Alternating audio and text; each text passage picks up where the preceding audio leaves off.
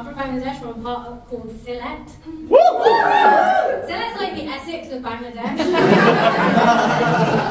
It's just all really wealthy people with absolutely no taste. Who's got Sylheti parents? Raise your hands. Okay, so you know your dad. Does he own property? Yeah. Does he tell everyone about it? No. Oh, okay. My dad is like, he'll straight up tell people that he owns 7 houses, but he'll be wearing a t-shirt that says Dolce and Banana. Okay. But my stepmom, she's wearing a headscarf with Hello Kitty, so.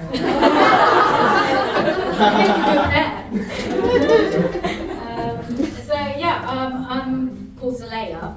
I've anglicised my name. Anybody else anglicised their name? Yeah? What's your name? It really is Noshin. It's not Noshin. A lot of people think it's Noshin, but it's not. I'm pretty sure. You've seen the spelling. Okay, I'm sure if you meet an Arab person, they'll be like, it's Noshin, you donkey. That's the thing, like, you have to then create all these ways of, like, all these little maxims to help people pronounce your name. So I tend to say, I'm Saleha, as in Buffy the Vampire Slayer.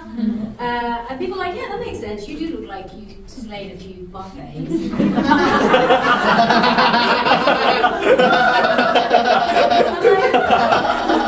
You know what, hold on.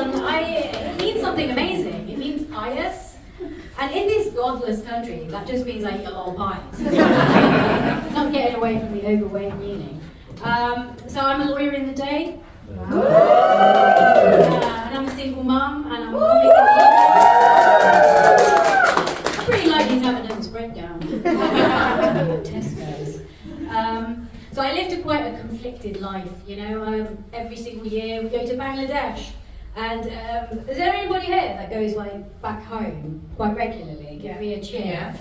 Yeah. What's that like? It's so odd, isn't it? I mean, 6 weeks of the year, you're like waited on hand and foot by maids. And then you come back to England, and that's where your parents are like covering the remote control in plastic. And washing their hair with fairy liquid. It's weird. It's like going from an episode of Downton Abbey to UK's biggest hoarders. So, yeah, where's the couple? You're the mixed ethnicity couple, yeah. Give it up for this couple. They've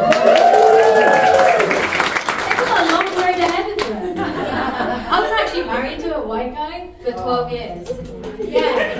Spoiler alert, we got divorced.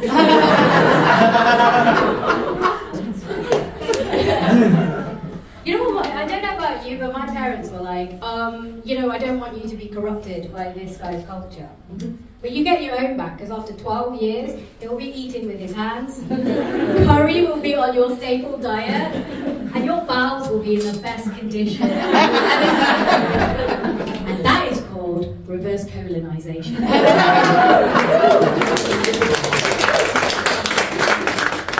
Well, when the lawyers give you a chair, yeah, you guys are so polite, aren't you? You worked hard. You need to be like, I studied 20 years for this. Yeah, my parents used to wheel me out at dinner parties and introduce me at the age of 7. Like, this is Saleha. She is an underachieving lawyer. And I'd be like, hell no. Wait, you watch. I'm going to be the PIMP of lawyers. So now that I'm qualified and after 15 years of studying, he's like, this is Saleha. She lives in Croydon and she's soliciting now.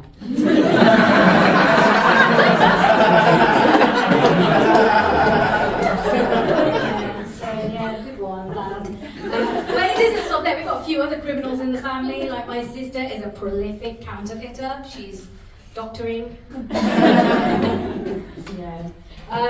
But I actually got divorced. Yeah, divorce is really tough because it's hard.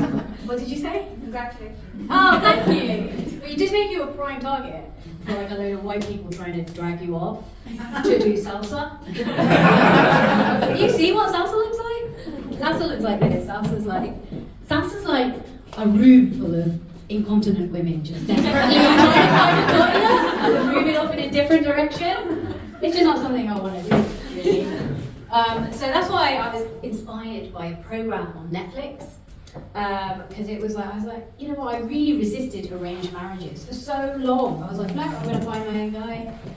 But this program really showed me all the research that goes into finding a partner. Does anybody remember what it's called? Arranged marriages. No, it's called You. Yeah. It was described as a thriller about I would describe it as an instruction manual for a fucking awesome husband. This is what we need. I just need 20 hours of solid research into my friends and family. I need you to find out that my irritating colleague has a nut allergy, buy her an almond latte, and kill her. Sometimes you have a breakdown on stage.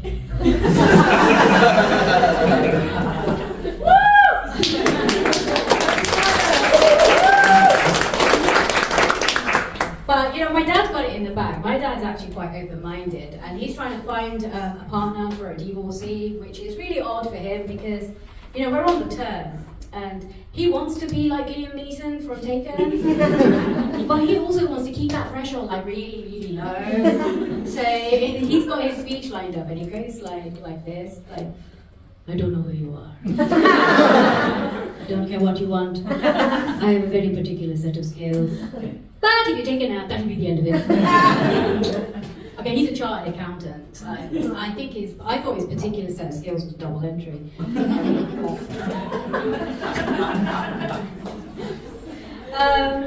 So I'm actually trying to live a clean and open life as much as possible. There's a lot of brown people that have to do like the double lifing. Like I try and keep it as simple as possible. I don't have any skeletons in my closet. I just have short skirts. This is the hardest habit to kick, guys. It's so hard. It's so hard. I think it started when I was at like secondary school, and I used to think long skirts, they are a fashion emergency. You can always spot a Muslim girl because they want to be saved, so that's why they roll up their skirts. And they've got this they look like they're smuggling a flotation. I swear, that was me. And guys don't seem to mind either. We don't give guys enough credit because I'm like, guys really need to see the whole of a woman, but they don't. They're capable of completely compartmentalizing and just focusing on one aspect of a woman. They don't care that you look like you're waddling through a pool party on dry land. They just see the legs. There's a lot of haram stuff coming out. But you know what? You have to hide from that one person in your family that wants to tell your family everything. You know that sneaky snitch? Sneaky snitch. I spent 15 years trying to avoid a sneaky snitch. This guy seems to, so what I was doing was actually cutting off the bottom of all my photographs. Is anyone relating to this? Yeah, I cut off the bottom of my photographs like all the time. And to everybody online, my body type is Mrs. Potato Head. But that sneaky snitch, he just seems to evade my forbidden list. You always have like 2 lists. Who has 2 lists? You got a forbidden list, and you got a green flag friend list for your Instagram, since you see the halal posts. But the green flag friend is going to be like, no, you're slaying. And your red flag friend is going to be like, no, wuzu billah, haram. And that cousin is not Bill Bye. I'm recording this, but this guy, you've been like torturing me for a while. So when I realised that he'd managed to sneak in, it was because he has 3 Instagram accounts, and he's now on his 56th like a mobile number. This guy is making out like he is like an MI5 agent. I think that's my time, but you were amazing. Thank you.